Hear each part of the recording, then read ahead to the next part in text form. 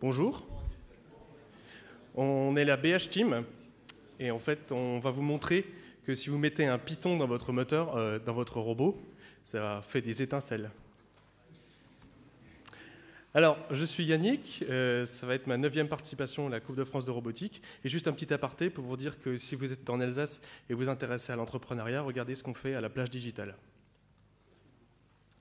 Voilà, alors moi c'est Eric, et moi par contre ça fait 7 ans que je participe à la Coupe de France de robotique. Alors la BH Team, on est 6 en tout répartis sur 3 villes, donc Strasbourg, Belfort et Lyon. Ça fait depuis 2007 qu'on participe. Et notre meilleur classement, c'était en 2011. On a disputé les phases finales. C'était vraiment un moment exceptionnel. Alors l'an dernier, on a fait 19e. Bon, il y avait 146 équipes qui étaient qualifiées. Et pouvez-vous nous suivre sur toutes les infos là, je vous les remettrai à la fin. Alors vous allez me dire, mais qu'est-ce que c'est la Coupe de France de robotique? Donc, tous les ans, depuis maintenant 20 ans, il y a une association qui s'appelle Planète Science et qui nous donne 9 mois pour construire un robot qui change totalement chaque année. Et ce robot, en fait, il doit combattre un autre robot d'une autre équipe.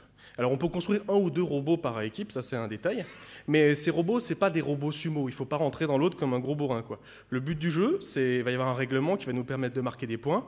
Par exemple, cette année, le règlement c'était Happy Birthday, donc les robots devaient ramasser des verres, éteindre des bougies, ouvrir des cadeaux. Et surtout, il ne faut pas toucher l'adversaire, c'est-à-dire que ça peut amener des points de pénalité et jusqu'à la disqualification de la compétition. Donc voilà le sort de boîte en fer blanc qu'on voit qui est là, c'est ça notre bébé de cette année. Le robot, il est autonome en énergie et en commande, donc il faut bien comprendre qu'une fois que le match est parti, on n'y touche plus. Donc vous allez voir que ça implique qu'il y a du beau matos à l'intérieur et du joli code aussi. Enfin, on essaye. Alors tout d'abord, de quoi est fait un robot? Un robot, c'est déjà tout d'abord un ensemble de pièces mécaniques, donc des moteurs de déplacement, des ascenseurs, des bras, des pinces, et un ensemble de capteurs. Par exemple, des capteurs de fin de course, des gâchettes qui nous disent que voilà, on a cogné quelque chose, et des capteurs de distance, tout un tas de capteurs. Et ces actionneurs et capteurs vont être interfacés avec une série de microcontrôleurs.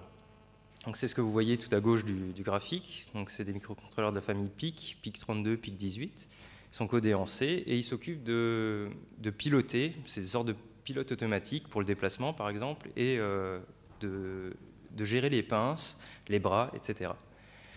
On a aussi une tourelle qui nous permet, et ça c'est quelque chose qu'on pose sur l'adversaire, ça nous permet de le détecter. Et le robot dispose d'une caméra pour voir sur le terrain. Et tous ces éléments vont alors dialoguer avec une carte centrale qui est à base d'ARM, qui fait tourner un Linux embarqué et sur lequel on va poser la stratégie et c'est elle qui va enchaîner les actions. Alors, comment coder la stratégie pour le robot? Tout d'abord, qu'est-ce qu'on a besoin de faire? Il y a un certain nombre d'entrées-sorties à gérer. En général, c'est de l'USB, de l'Ethernet, du port série aussi. Et c'est de la communication asynchrone entre tous les composants, donc les différentes cartes et la carte ARM. Il faut aussi qu'on soit tolérant aux erreurs. Il est absolument inacceptable que le robot s'arrête au bout de 30 secondes parce qu'il y a un bug dans le code. Donc quoi qu'il arrive, il faut continuer, même si c'est en mode dégradé. Il faut continuer à essayer de faire des points, même en mode dégradé. Ouais. Par contre, on n'a pas particulièrement besoin de performances élevées au niveau de la stratégie. Donc ce qui est parfait pour mettre en œuvre un langage de script. Tout d'abord parce que c'est facile de prototyper des choses. Quand on a une petite idée, on peut vite le mettre en œuvre.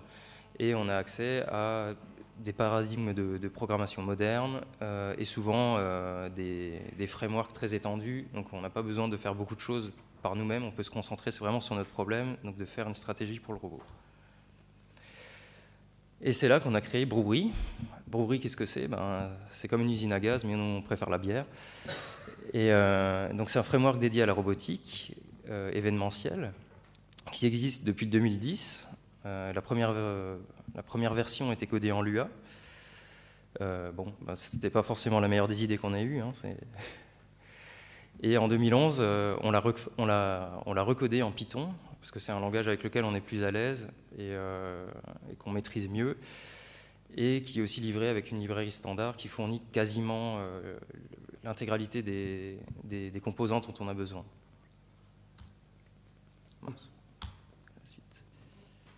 Alors l'architecture générale de Brewery, alors là je vais vous parler de la partie qui va gérer les entrées-sorties avec le reste du robot. Donc la base de Brewery, c'est une event loop, une boucle d'événements basée sur Async Core, comme vous l'a dit Eric, qui en fait va traiter les informations qui vont venir des autres composants du robot, donc le pic qui va gérer toutes les entrées-sorties au niveau des cartes électroniques, la caméra qui est branchée directement sur la carte de l'arme, la tourelle qui détecte l'adversaire, et on a notre robot équipier, notre compagnon, si jamais on est dans le cas où on a le droit de faire 2 robots, qui va nous envoyer des infos par TCP. Les 2 robots communiquent par Wi-Fi. Donc cet event loop va recevoir les informations, Eric va vous expliquer tout à l'heure comment est-ce qu'on les décode, et va les dispatcher sur différents modules de Brewery.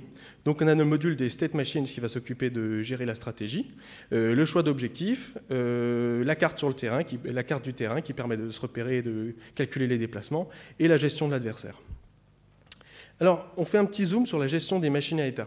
On s'est longtemps posé la question, enfin, on s'est pas mal torturé la tête en disant, ben voilà, comment est-ce qu'on va faire pour écrire la stratégie du robot de la manière la plus naturelle possible.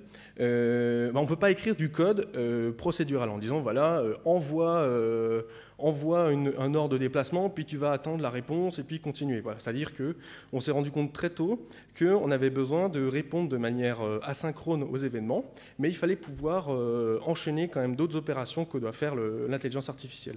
Donc on a écrit notre petit module de gestion des machines à état.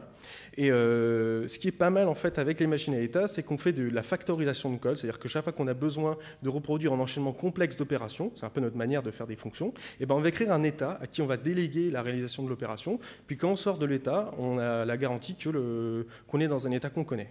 Donc par exemple, là je vous ai mis l'état main, c'est l'état dans lequel on démarre toujours au début du démarrage du robot. Ensuite on va faire move to class, donc là il faut aller chercher un verre. Puis ensuite on va enchaîner mouvement move line. Une fois qu'ils sont terminés, on retournerait dans move to class. Mais move line en fait va déléguer, va demander le vrai déplacement au pic. Donc à ce moment-là, la petite ligne jaune que j'ai matérialisée, c'est le fait que on va changer de périphérique, on va demander au pic de réaliser le déplacement.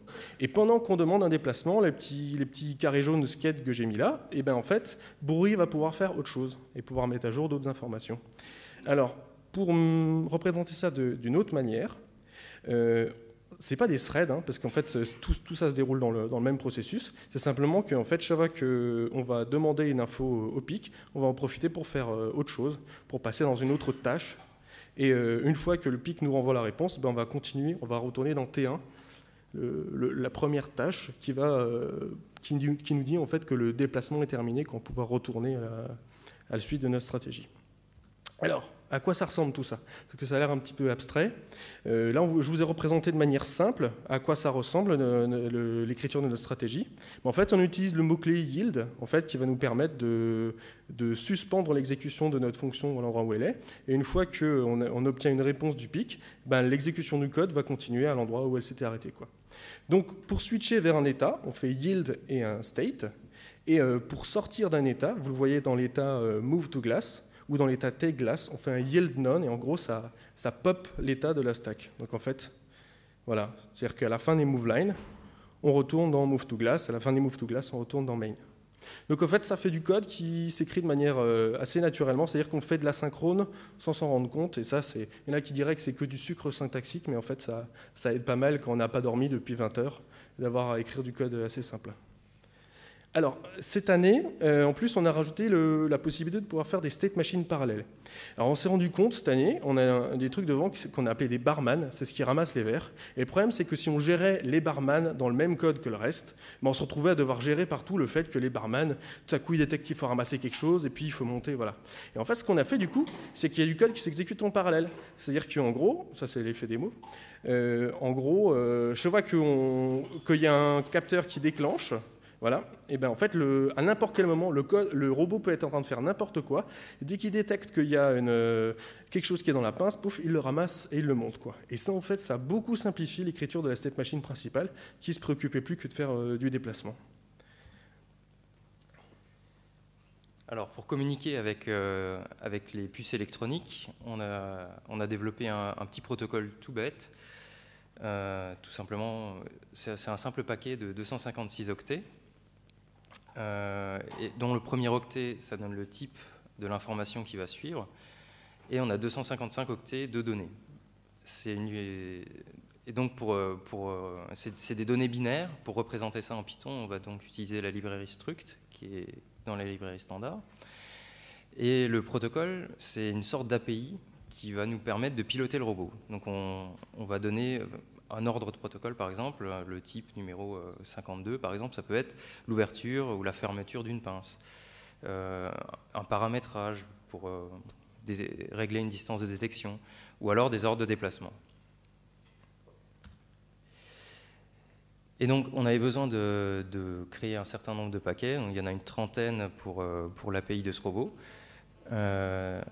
Du coup, on avait besoin d'écrire ces paquets de manière simple et puis de pouvoir les modifier facilement. Alors, on a écrit une petite API qui est déclarative et qui mappe les types standards du langage C et qui nous permet d'écrire nos paquets de cette manière. Donc là, par exemple, c'est un paquet qui nous est envoyé par la tourelle de détection de l'adversaire, celle-ci, et qui va nous dire où se trouve l'adversaire. Donc son type, c'est 32, donc le premier octet vaudra 32, et il y a 3 paramètres qui sont de type un entier de 8 bits. Donc il y a la distance, l'angle et le robot. Et c'est tout ce qu'il y a à écrire pour faire un nouveau paquet. On n'a besoin de rien de plus, aucune méthode, rien, tout est automatique. Le fait de déclarer ces paquets de cette manière, ça va nous permettre d'introspecter les paquets aussi, on verra plus tard pourquoi faire, et d'avoir des fonctions automatiques pour les sérialiser et les désérialiser. Donc là, c'est un petit exemple d'utilisation. Alors c'est simplifié par rapport à ce qui se passe en vrai, mais si vous avez un objet Python quelconque, qui gère ce que vous voulez, MyObject. Un petit paquet qu'on a créé juste en dessous. Le paquet, l'instance du paquet va savoir se dispatcher automatiquement sur n'importe quel objet Python en introspectant cet objet et en cherchant une méthode qui correspond à son nom. Par exemple, ThreadDetect, lorsqu'on appelle dispatch sur ThreadDetect, va chercher dans la méthode dans l'objet MyObject une fonction qui s'appellerait onThreadDetect. L'intérêt de ça, c'est que lorsqu'un paquet arrive via n'importe quel canal de communication, on itère sur tous les objets qui se sont enregistrés comme quoi ils voulaient être notifiés des nouveaux paquets qui arrivent, et les méthodes seront automatiquement appelées lorsqu'elles existent. Donc ça rend la réaction aux événements assez facile à écrire. Alors un autre aspect quand on fait un robot, c'est qu'à un moment, il faut se déplacer sur le terrain. Donc là, en fait, on a quelque part en mémoire, on a un module qui s'occupe de gérer une carte du terrain, qui est mis à jour en fait en fonction de l'état des capteurs. Et comme vous l'a expliqué Eric précédemment, avec le système de dispatching, finalement, c'est un objet qui s'enregistre pour recevoir des informations du capteur. Puis automatiquement, il va pouvoir mettre à jour son état du terrain. Il y a plusieurs versions de ce module et plusieurs algorithmes même qu'on a utilisés. C'est-à-dire que l'algorithme de base, c'est un algorithme à étoiles que vous connaissez peut-être si vous avez fait un peu du jeu vidéo. Maintenant, en fait, au début, il était basé sur une grille. On mappait le terrain avec des cases de 10 cm de côté. Puis on a eu des problèmes de performance. Alors, on a réimplémenté ça sur la base d'un graphe. Et en fait, on n'était pas encore content des performances. Il me semble que ça répondait en 300 millisecondes ou quelque chose comme ça.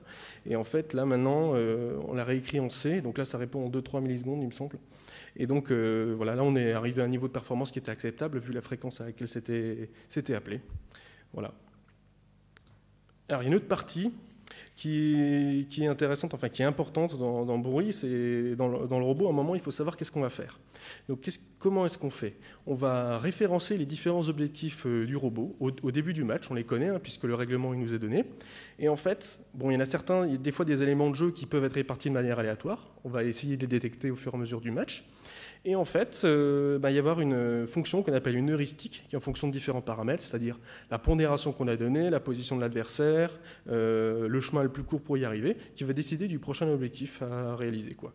Donc voilà, ça marche. Des fois, on est un petit peu surpris de la décision qu'il prend, et donc ça veut dire qu'il faut encore un petit peu tuner l'algorithme, mais des fois, ça se fait des choses magiques, et on est content de notre petit. Alors un autre point, ça c'était une nouveauté cette année, c'était l'utilisation d'une caméra. Donc c'est quelque chose qui nous semblait hyper compliqué, et en fait on a développé ça en C++ avec OpenCV, et il se trouve que ça s'est révélé très fiable dès le début et assez simple à développer. Donc là, un petit peu d'explication. Donc il y a une webcam en haut du robot. Vous voyez les deux petits carrés rouges qui sont sur la droite, en fait, sur l'image. En fait, ça c'est la couleur de référence, c'est-à-dire qu'en fait sur le gâteau qui était sur le terrain, il fallait repérer les bougies qui étaient de notre couleur, en l'occurrence la couleur rouge. Et on savait toujours que ces bougies-là étaient du côté extrême. Par exemple, là, c'était le plus à droite, sinon le côté, ça aurait été le plus à gauche. Et donc, on se base sur cette couleur-là comme étant la couleur de référence. On parcourt toutes les autres positions, simplement, et on regarde si ça correspond avec une certaine tolérance à la couleur de référence. Voilà. Donc ça, c'était le truc, c'était assez brutal, et ça s'est révélé super fiable. On a mis ça dans un subprocess, comme ça, même si ça crachait, ça ne mettait pas en danger le reste du programme. Et en fait, bon, ça ne crachait pas. Et donc une dernière petite chose, on a décidé de se lancer dans la téléphonie mobile aussi. Non, c'est n'importe quoi. Donc en fait, on a aussi développé un simulateur. Pourquoi on a fait ça? C'est principalement parce que les robots, comme vous le voyez là, il faut longtemps pour le mettre au point.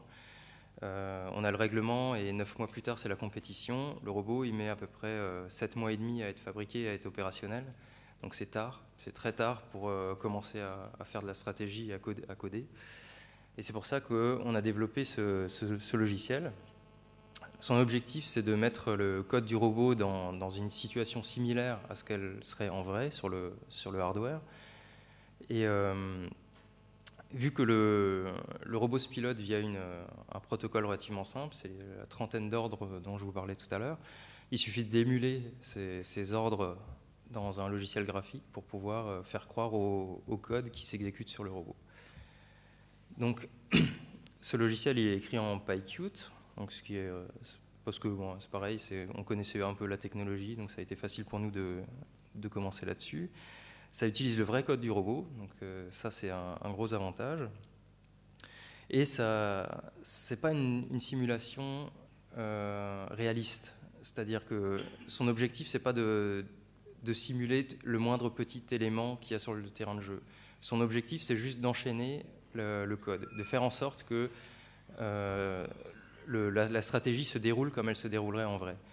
L'intérêt, c'est de vérifier qu'il n'y a pas d'erreur de syntaxe déjà, parce que le code Python, il est interprété, il n'est pas vérifié à la compilation, donc il peut y avoir des erreurs de syntaxe. Tant qu'on n'est pas passé dedans, on ne le sait pas.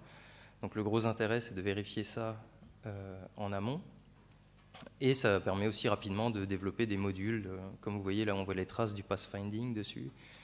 Et lorsqu'on a une petite idée, on peut le tester facilement sur le simulateur plutôt que d'avoir à faire un essai en vrai avec le robot. Et lors de la compétition, ça nous permet aussi de faire des modifs sur le robot sans avoir à tester sur un vrai terrain. Parce que les places sont chères sur les terrains, il y a beaucoup de gens qui veulent tester et c'est assez difficile d'avoir une place. Un autre module qu'on a développé, c'est un visualiseur de log. Lorsque le robot fonctionne, il log absolument tout ce qui se passe sur les différents canaux de communication dans des fichiers, enfin dans un fichier. Donc après coup, on peut savoir ce qui s'est passé et ce logiciel nous permet d'interpréter les données plus facilement. Donc quand quelque chose ne fonctionne pas comme on s'y attend, on ouvre les logs et on cherche du coup quelle est la séquence d'événements qui a amené au problème. Donc là, la première vue, c'est la vue brute de tous les paquets qui ont été échangés. Donc ça ressemble un peu dans l'idée à ce que pourrait faire Wireshark, par exemple. Mais le logiciel, c'est aussi interpréter les logs pour pouvoir avoir des données d'un peu plus haut niveau. Donc là, par exemple, c'est les parcours qui ont été faits par le robot. En vert, les chemins qu'on lui a demandé de faire. Et en rouge, le chemin réel. Donc on voit que ça colle pas trop mal. Donc ça veut dire qu'il se déplace plutôt bien. Et des modules de graphes pour tracer des courbes sur un certain nombre de données. Donc là, par exemple, les vitesses de déplacement. Ça, c'est des données qui sont importantes pour les gens qui vont développer le pilote automatique. Donc là, ça nous permet d'avoir les vitesses moyennes, les vitesses maximum, les vitesses angulaires aussi. Alors, quelle va être la suite pour nous cette année ? En fait, on a remarqué avec le développement des state machines parallèles qu'en fait, on avait certaine correspondance entre le fait qu'il y ait des messages qui viennent de l'extérieur et puis le fait que les state machines internes cherchent à se notifier, à s'envoyer des messages. Donc en fait, cette année, on est en train de réfléchir à comment est-ce qu'on peut unifier tout ça et voir s'il n'y a pas juste une factorisation à faire là-dedans. D'ailleurs, les conférences qu'on a vues aujourd'hui sont très intéressantes sur ce point. Pourquoi pas intégrer un moteur physique dans le simulateur, même si on disait le but c'est pas de reproduire la réalité, mais par exemple il y a des cas de blocage où le robot passe très vite dans certains petits coins et qu'on voit que quand on va sur le vrai terrain, et ça serait peut-être intéressant de les détecter. Aussi améliorer la communication entre les robots, parce que bon, c'était pas très très glorieux cette année. Cette année, le règlement va nous permettre de faire un traitement d'image plus complexe. Parce que il y a des choses vraiment intéressantes à faire de ce côté-là. Donc, puisqu'on a confiance dans ce qu'on a fait en OpenCV, on va essayer de développer un petit peu plus. Et puis, faire un package réutilisable pour Brewery, c'est-à-dire, pourquoi pas faire qu'il y ait d'autres équipes qui puissent le réutiliser facilement. Pour ça, il va falloir rendre le code un petit peu plus pythonique. Donc, on va travailler là-dessus. Alors, pour en savoir plus, vous avez accès au code source sur Bitbucket. Vous pouvez nous suivre sur Twitter, sur Facebook. On a un site web aussi où vous pouvez chercher. Et un petit mot pour remercier nos sponsors, parce que sans eux, on n'en serait pas là. Il faut savoir que le budget de notre équipe, c'est à peu près 5 000 € par an. Donc, on met la moitié de notre poche et la moitié, c'est des sponsorings divers. Et vous voyez, là en bas, il reste une petite place pour le logo de votre boîte, si vous voulez sponsoriser des gens qui en veulent. Voilà. En conclusion, oui, c'est possible de faire de la robotique en Python, on s'éclate bien. On ne peut pas tout faire, mais par contre, on peut bien prototyper les choses avant de décider si on veut réécrire dans un langage qui est plus performant. Ce qui est clair, c'est qu'on a vraiment un gros gain de productivité, et comme d'autres l'ont déjà dit, c'est clair que voilà, on peut très rapidement essayer une idée, voir si elle est valable, et puis après consolider. Effectivement, une de nos devises, c'est pas tester, pas valider. C'est que, puisque c'est un langage qui est non compilé, il faut absolument passer par la case simulateur ou la case un essai sur le terrain pour vérifier que en match, le robot ne va pas juste se planter en plein milieu sans rien faire. Voilà, et en conclusion, on est très content de notre choix et on se réjouit de participer à la Coupe 2014. Merci.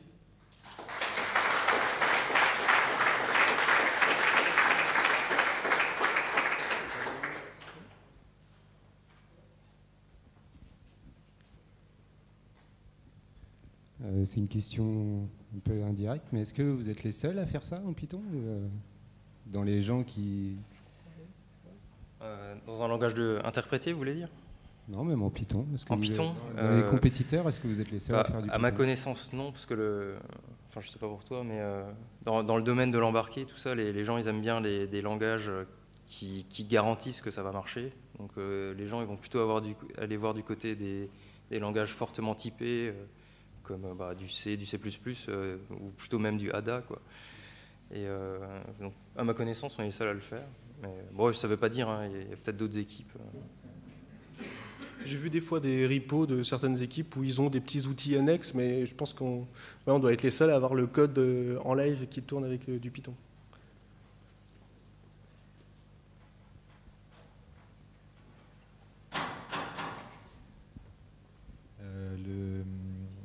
La façon dont vous programmez avec une machine à état, là, ça rappelle ce que le robot Nao peut faire. Donc il y a un logiciel qui s'appelle Choregraph qui permet de le programmer. Et ça rappelle vraiment ça. Est-ce que c'était une source d'inspiration pour vous, ou est-ce que vous avez déjà vu un peu comment ça fonctionnait? De loin, vraiment. C'est vrai qu'on lit pas mal de choses dans le domaine, mais c'est vrai que j'ai jamais eu l'occasion de développer avec Nao vraiment, quoi. Donc c'est clair qu'on suit un peu. C'est des idées qui traînent comme ça, mais voilà. Après, on a vraiment construit les choses au feeling, quoi. Donc il y a peut-être des choses qui se recoupent que vous avez pu voir à gauche à droite. Si jamais vous avez des idées, des suggestions, surtout on est ouvert. Y a-t-il une autre question?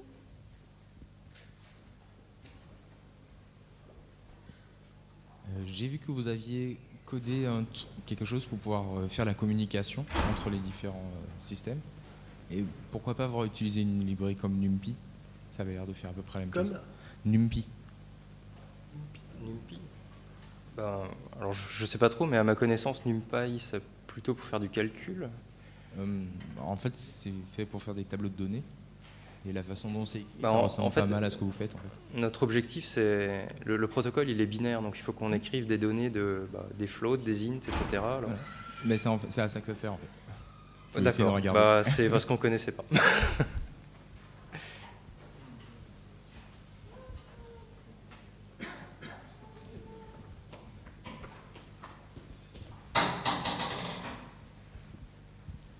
Question, votre code est ouvert, et en particulier à vos concurrents? Oui, il est totalement ouvert. Il y a juste une chose qu'on ne diffuse pas avant la coupe, qui est la stratégie finale, en fait. C'est-à-dire qu'en gros, un mois avant la coupe, on passe en mode privé c'est des fichiers séparés, donc on passe en mode privé sur la stratégie, quoi. Mais sinon, tout le reste est réutilisable par les autres équipes, quoi, voilà. C'est un seul fichier, la stratégie. Je précise, je fais partie de l'Electrolab qui a aussi, je ne sais plus si c'est 2 ou 3 équipes qui sont concurrentes. Et j'essayais de les pousser à adopter Python pour la robotique en général. Et je crois que je vais présenter votre conf. Venez nous voir, il n'y a pas de D'accord. problème, on peut leur montrer. Très bien.